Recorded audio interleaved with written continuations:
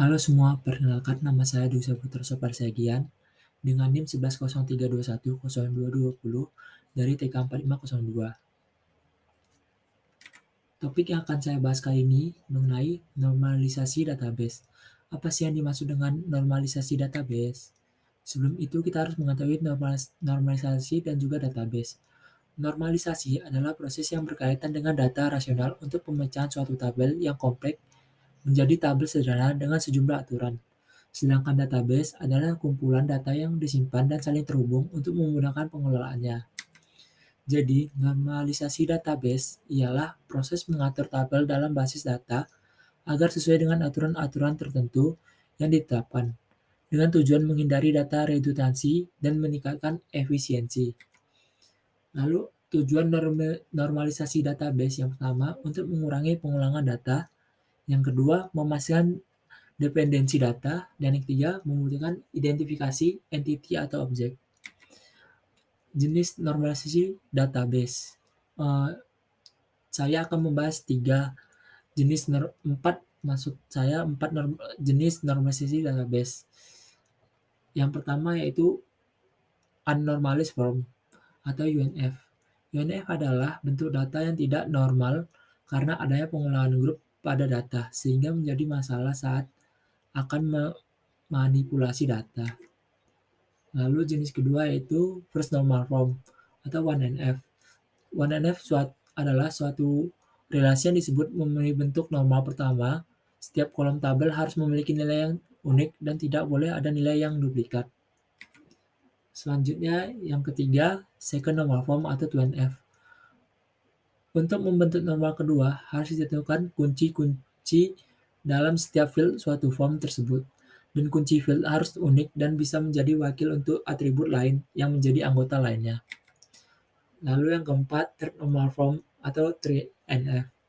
3NF, normalisasi data dalam bentuk ketiga bertujuan untuk menghilangkan seluruh atribut atau field yang sama sekali tidak berhubungan dengan primary key. Dengan itu, maka tidak akan ada ketergantungan transitif pada setiap kandidat key atau ketergantungan yang melibatkan antara dua atribut yang bukan merupakan key atau kunci dari suatu form.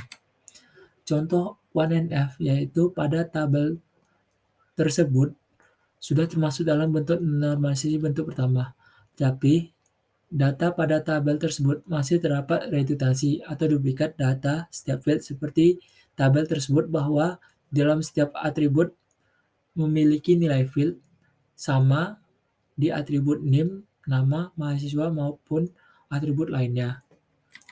Lalu contoh tabel 2NF yaitu pada tabel 1 merupakan pemecahan tabel dari normalisasi bentuk pertama dengan mengambil atribut NIM, kode, subjek, nilai, dan bobot, di mana atribut tersebut memiliki ketergantungan dalam keterkaitan terhadap atribut NIM merupakan primary key atau kunci dari tabel tersebut.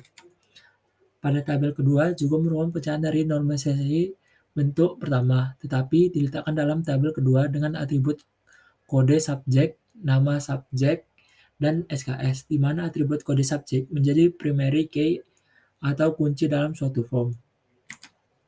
Lalu pada tabel ketiga juga merupakan pemecahan dari normalisasi bentuk pertama, di mana atribut NIM, nama mahasiswa, dan tanggal lahir terdapat dalam tabel ketiga dengan primary key atau kunci utama yaitu NIM.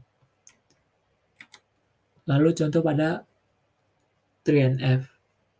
Bisa dilihat pada tabel 1 yang terdapat dalam normalisasi bentuk ketiga merupakan pemecahan dari tabel 1 yang terdapat dalam normalisasi bentuk kedua, yang dimana atribut NIM, kode, subjek, dan nilai memiliki nilai-nilai sendiri dalam setiap field.